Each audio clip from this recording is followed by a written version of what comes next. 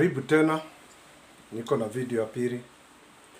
Sikuwa nimemaliza kusema yale maneno ambayo Mwenyezi Mungu amenisaidia, amenena na mimi.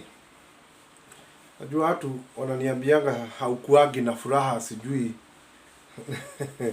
sio kuwa ati sikuagi na furaha. Sometimes kuna vile Mwenyezi Mungu anakusaidia uwe. Kuna vile Mwenyezi Mungu anakusaidia. Hapa kuna mambo mawili ambayo ilikuwa imebaki ama matatu katika hiyo video nyingine ya mbele ambayo nimekutumia. Na jambo ni hili. Hili nalo ni jambo lingine. Nimeona Kristo akanihimiza nikwambie hii. Wakati unaenda kwa duka fulani kununua, na wakati unanunua, mwenye kununua kwake ni yule mtu wako na roho ingine chafu. Kuna wale watu wako na roho zingine, akikuuzia ni kama anakufanyia favor. Nakumbuka wakati mmoja nilienda kununua hii makaratasi ya kompyuta tunaita RIM. Nikaingia kwa duka moja asubuhi ya mama hapa tu Nairobi. Sasa nilipokuwa nanunua, nilikuwa ni masaa tu ya asubuhi. Baada ya kulipa nikamuuliza, na hii makaratasi mama umeniuzia, is it the best quality? Akajifanya kama hasikii. Sasa nikamuuliza safari ya pili, maana mimi sijui makaratasi mama, hii karatasi umeniuzia the best quality. Badala mama alijibu tu kwa uzuri, aniambia ni mzuri, iko sawa. Aliniuliza, customer, ni nini tunasubuana? Ni nini customer tunasubuana na yeye asubuhi? Kristo akanielezea hii. Wakati unanunua, huyo mtu ambaye unanunua kwake na ako na roho chafu, roho baya, huwa akikuuzia kitu na hiyo roho inafuatwa na hiyo spirit ya roho baya. Wakati unaenda kuitumia, inakuwa imefuatwa na hiyo spirit ambayo wako naye. Every institution mahali wewe unasimama, kuna ile kitu iko ndani yako, huwa inaongea. Ukishika kitu tu ununulie yule mtu mwenye roho chafu kitu, hiyo roho inakufuata, inafuata hiyo kitu. Sasa hata ukiipeleka kwako itakuwa na ile tu. So sometimes utaona mtu amenunua Lamos na ni ile ya kutumia tu na ni ya kawaida. Juu aliuziwa na mtu ambaye ako na roho chafu. Ukifika naye nyumbani wakati unaitumia, sometimes inatokea msichana wako wa kazi anaishika kiubaya, ama mtoto wako, ama wewe ukiosha inaanguka. Mara ni grass. Unanunua kitu kwa mtu alafu ukienda kuitumia inakuwa inafuatwa na yale maroho. Basi Kristo akawa ananiambia, wakati unanunua, uwaambie mtu akinunua kitu mahali, kwanza unaangalia mwenye kukuuzia.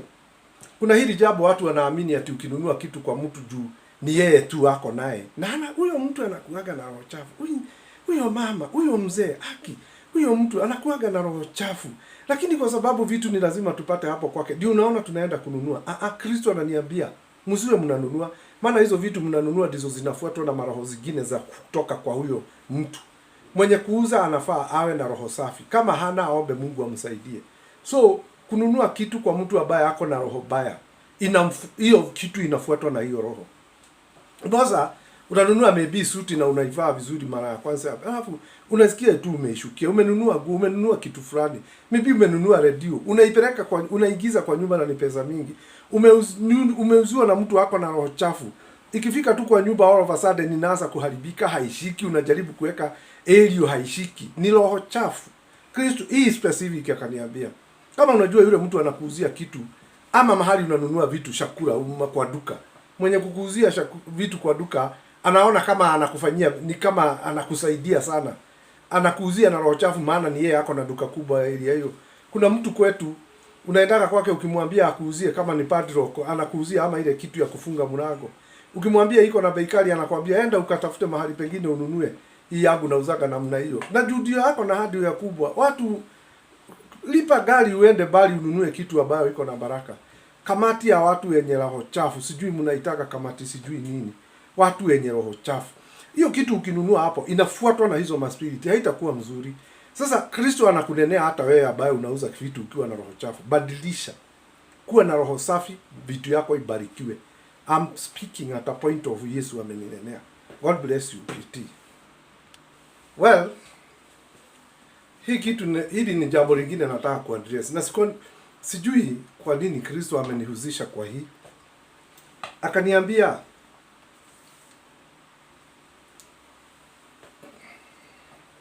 kuna dhambi na ni Kenya. Kuna dhambi ambayo inatendwa na wakaaji wa Thika Town. Mwenyezi Mungu anasema kuna dhambi inatendwa na watu wengi Thika Town. Na Mwenyezi Mungu anasema ameshoka na hiyo kind of sin. Mimi sijui ni gani. Nikamuuliza Kristo, am I supposed to address in particular Thika Town? Yes. Sasa nikiangalia Nairobi mahali tunaishi tuna sehemu mingi ambao tunaishi Nairobi nikilinganisha. Kuna sehemu ya akina Kitengera, kuna Nairobi, kuna sehemu Naivasha, kuna Thika, kuna Nyeri. Sasa aliniambia specific Thika Town, Thika, mji wa Thika. Kuna dhambi ambayo inasababisha Mwenyezi Mungu hafurahi. Na anasema hapendezwi na ile dhambi ambayo inafanywa Thika. Sijui ni gani. Sasa I'll put it like that. On notice, Thika kuna kind of sin ambayo haifurahishi Mwenyezi Mungu. Na anasema hapendezwi. Kumbuka hii Sodom na Gomora ilikuwa ni mji. Na Mwenyezi Mungu aliunenea na akasema hapendezi. Mwenyezi Mungu alituma malaika Sodom. Watu wa Sodom wakasema wanataka kulala na wao. Sikia hini. Mimi sijui the kind of sin that inasababisha Mwenyezi Mungu niseme kuhusu Thika.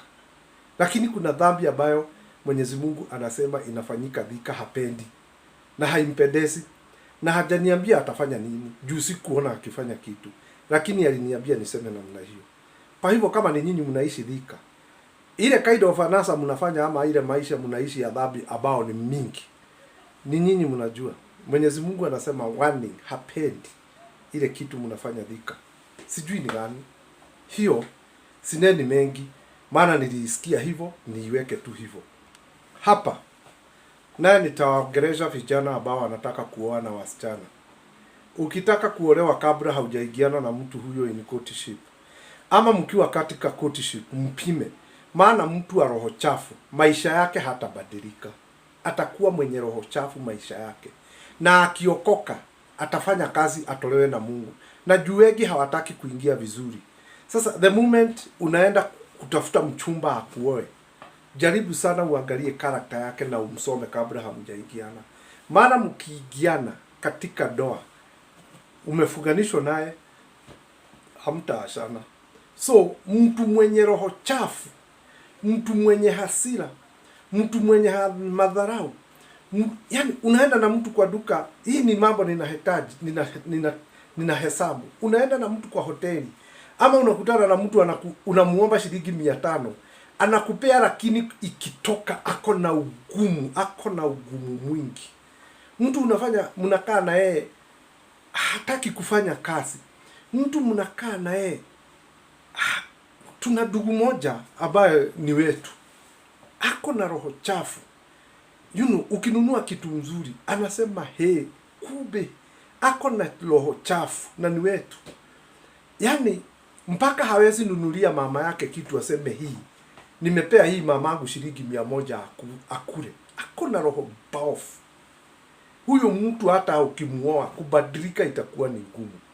Ndio unaona mtu anatajirika, anapata mali mingi, ana apply license kwa serikali, anapewa bunduki. Na juu ni mtu wa hasira na roho chafu. Anapata bibi yake yako na ameanza kujenga nyumba na hajui bibi amejenga nyumba mahali. Ile hasira inamshika, anaona vizuri, kumbe unajenga nyumba na sijui. Anampiga risasi na anajiua. Hiyo roho ilianzia zamani, sio hapo. Mtu ambaye ako na roho chafu, jitenge na yeye. Hata kama unataka bwana, hata kama unataka bibi. Kuna wengine dhambi kwao si kitu. Mtu atafanya usharati sahihi akiwa hajaolewa. Hata akiwa ameolewa bado tu anaenda nje. Akiwa ameoa bado tu ameenda nje. Maisha ya watu wengine haibadiliki. Kwa hivyo wakati unaenda kutafuta mchumba akuoe ama unatafuta mtu muoane, kwanza galia character yake vizuri, maana kama ni character zingine hazitoki.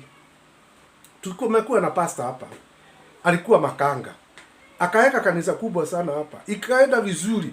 Sasa mpaka watu wakati jua alikuwa makanga wa namba 17, wakati watu wanapita kwa hiyo kanisa wanasema hii ni kanisa ya yule mtu alikuwa makanga, na tulikuwa tunamjua jamaa mzuri. Lakini wakati mmoja all of a sudden ile roho ya umakanga ikamuingia, akaigiza kanisani. Leo hii hana kanisa, aliuza kanisa.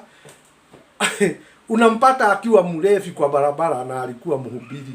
Aliigiza umakanga. Umakanga si baya, lakini kuwa rules. Wakati akaokoka akawa mhubiri, hakudiru na hiyo area ya umakanga. Umakanga aliingia naye.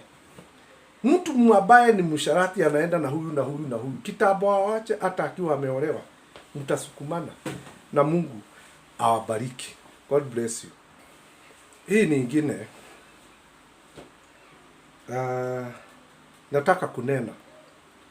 Na juu katika nchi ya Wakikuyu tunasema hatuendi vizuri, maana hatuna kiongozi wa Kikuyu ambaye anaweza shikilia kuwa kiongozi ya kabila ama watu wa kutoka Mount Kenya. Sikieni hii. Kuna wakati huu ambao Mwenyezi Mungu amesababisha kuwe na ukafu wa neno lake duniani, the whole world, kutoka every continent. Kristo Mwenyezi Mungu ameondokea dunia haneni. Na ukiangalia hii katika maandiko, akina Elisha, akina Elijah agenenewa na Mungu leo, alafu akae miaka 3 bila kuongeleshwa. Hiyo miaka 3 hiyo inakuwa na uzito mwingi wa mambo. Samuel anaongeleshwa leo na Mwenyezi Mungu, alafu Mwenyezi Mungu anamnyamazia, inakuwa kafu.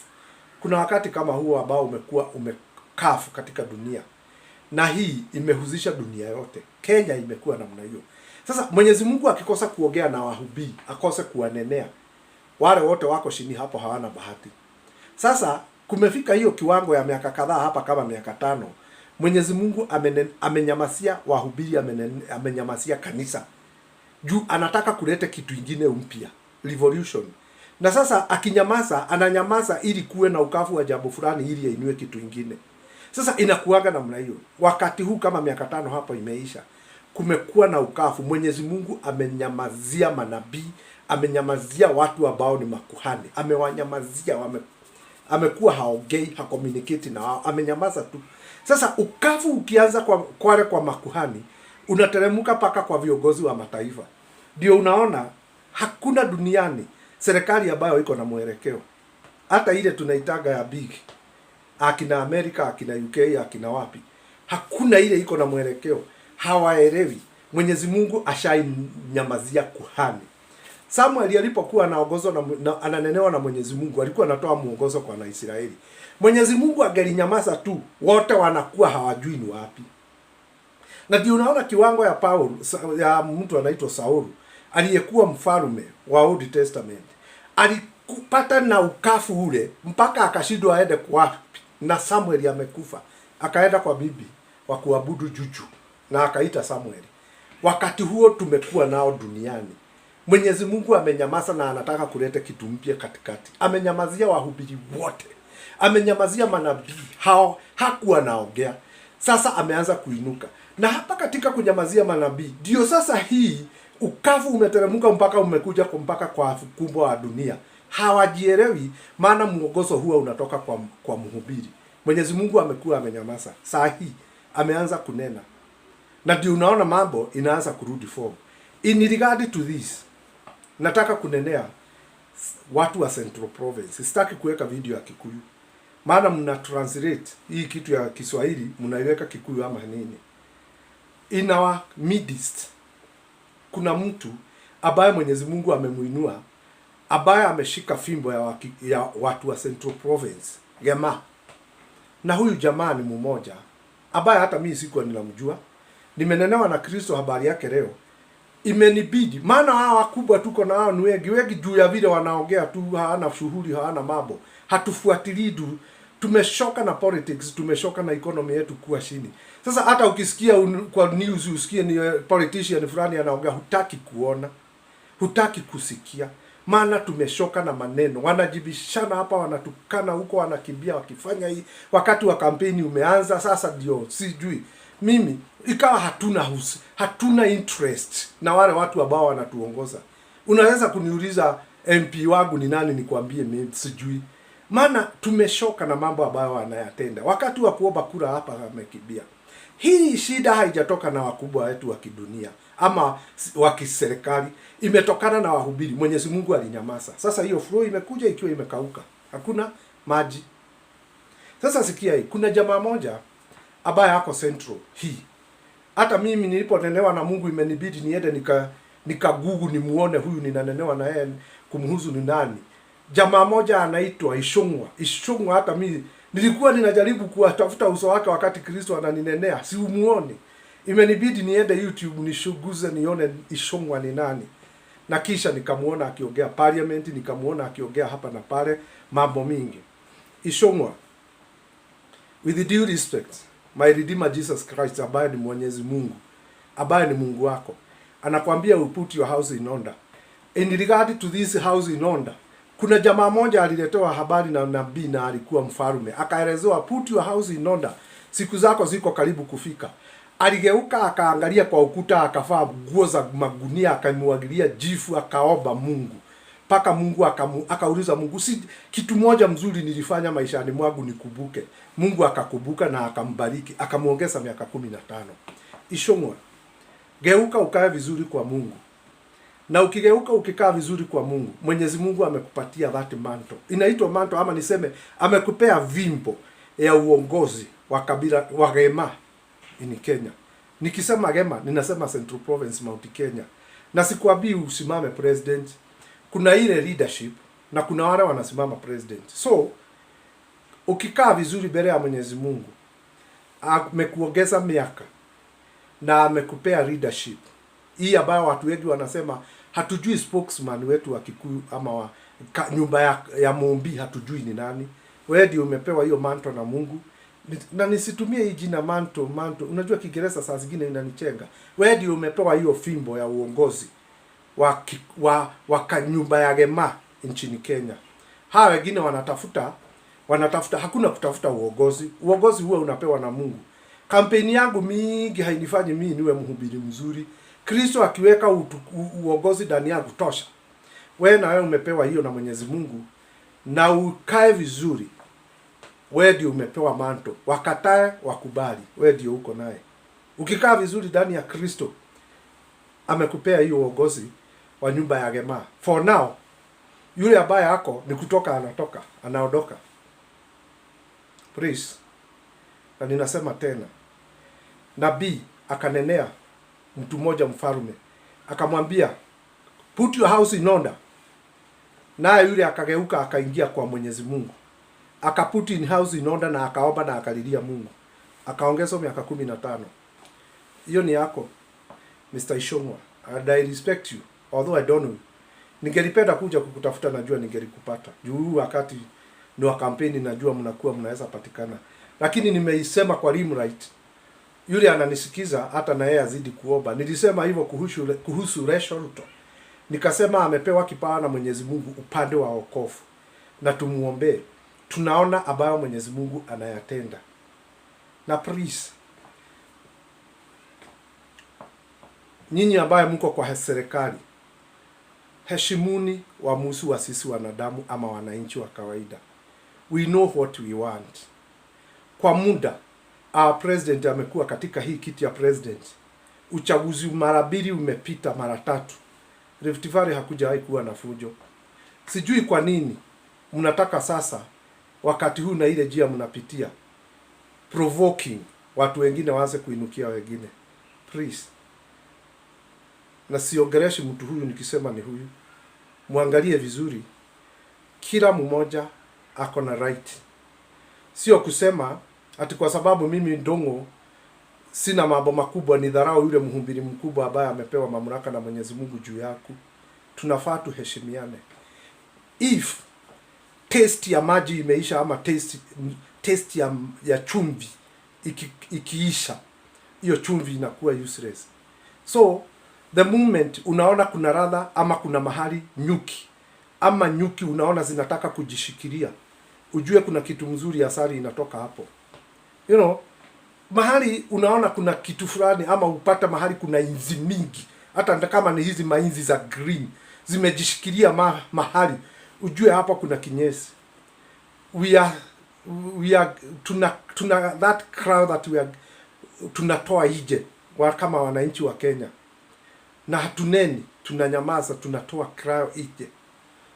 It doesn't mean ati kwa sababu sio ndugu yako anakaa anapatiana mkate uwe na hasira juu unaamini ndugu yako ambaye ni yeye lazima atoe. Kuna kuwa na misunderstanding between two people. There was that misunderstanding between David and Saul. Daudi na alikuwa mfalme. Kuna misunderstanding ilikuja, na Daudi akapewa ruhusa ya kwenda mpaka mahali Saul akapewa ruhusa ya kwenda mpaka mahali Daudi alikuwa amelala, na akakata sehemu yake ya nguo, hakumumaliza although alikuwa na authority. It might be vice versa. Sio ati ni kwa sababu nimekwambia hii haiendi vizuri naye unakuwa na fujo unasema wewe hufai kwa sababu hii umesema haiendi vizuri. Everyone na leadership na mamlaka inatokana kwa Mwenyezi Mungu. Kama Mwenyezi Mungu anainua kitu, huwezi haribu. Kama Mwenyezi Mungu anaharibu, huwezi tengeneza. So the cry of our nation citizen of Kenya, we have that cry that inatoa. Na uisome vizuri, usiprovoke ile kitu ambayo si ya maana. Usirete a lot of provoke. Kuna mtu moja alijaribiwa sana kujengwa hapa na former president alikuwa anaitwa Moi. Akajaribu kwa njia zote, haikuwezekana.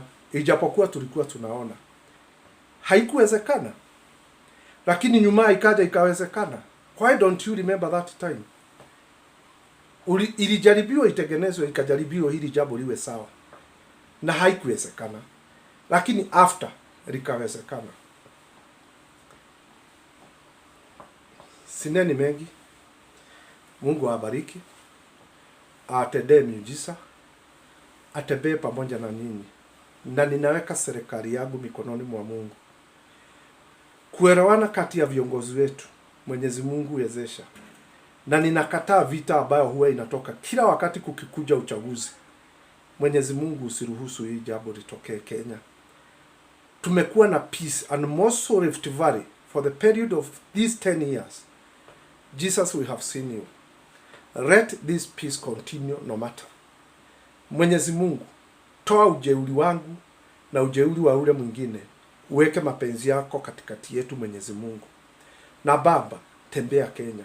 I cover Kenya with the blood of Jesus. I protect my nation with the power of the name of Jesus. Na ninakataa vita, na nena peace hapa paka uchaguzi ukuje kama utakuwa, katika jina la Yesu Kristo. Na Baba, viongozi wetu wasiinukanie kusema ni huyu na huyu, alafu kuwe na vita kati yetu Mwenyezi Mungu. Tunajionea kitu ambayo inaendelea South Africa. Ilianza tu kimchezo, na saa hii imekuwa a bit serious. So my Redeemer, I know Satan is not respecter of any. Na hapa tunakataa shetani kuingia Kenya no matter what, in Jesus name. I cover the land of Kenya with the blood of Jesus. I cover each and every citizen of my nation with the blood of Jesus. Satan, you have no authority against these people, in Jesus mighty name. In regard, niliwaambia Kristo aliniambia niwasalimie. Alininenea akimaliza kuongea na mimi. Once more ananiambia anawapenda. Bora tu mkae vizuri, atawalinda na atafanya mambo makubwa kutoka Kenya. God bless you. God bless you. God bless you. I'm evangelist Martin Dongo. Namba yangu ya Safaricom 0721 735 498. Telecom ambayo tunaongea na watu WhatsApp 0774 297 055. Hiyo ndio namba ya Telecom. Na Mungu awabariki. Na nyinyi ambaye mnasimama na mimi, mbarikiwe sana sana. Mbarikiwe na Mungu sana. Siwezi nikasema huyu na huyu na huyu juu wako. Takuwa ni makosa kusema hiyo. lakini mbarikiwe sana na Mwenyezi Mungu. Na wewe ambaye umebarikiwa kupitia hii platform, toa ushuhuda, hata kama ni kwa platform yako, na utabarikiwa. Na nikimaliza, no point of interest, juu Kristo ananikumbusha, wahubiri wa kanisa ambao haijapitisha watu 5, na mmekuwa na kanisa zaidi ya miaka 5. Wacha wao wamekuja wakati COVID imeanza kuonyeshana kama inarudi chini, isokuwa sasa imeinuka. Mshitafutane meria ile mko. Mkishikana 4 5, mnakuwa na fellowship. Kristo atatembea ndani yenu na atawainua. Already Kristo anasema ameondoka kwa makanisa kubwa, na aliondoka na sababu hii moja. Anataka kuleta revival ingine, na ni the whole world, sio Kenya tu. Brother Bishop, nimenenea nikasema wewe ndiye spiritual leader of this nation. Take note. Take note. Take note. Vaa viatu vyako sawa sawa. Politics itakuharibu. Kazi mzuri ambayo Mwenyezi Mungu alikuwa anataka afanye na wewe, ukiingia kwa politics hatafanya na wewe, na atakunyang'anya hiyo manto, hiyo fimbo hiyo ya kuwa spiritual president of this nation. Atakunyang'anya na itapewa mtu mwingine, na hayo sio mapenzi ya Mungu. Please, usijaribu hiyo njia, na Mungu atakubariki. Na ninanena hii with the authority that Jesus Christ have given unto me. God bless you. God bless you. Baba wabariki. Bariki ambaye ananisikia katika jina la Yesu. Bariki huyo Mwenyezi Mungu ambaye amefinyika katika jina la Yesu. Wale wako nchi za nje Mwenyezi Mungu kutoka Kenya, wabariki Mwenyezi Mungu.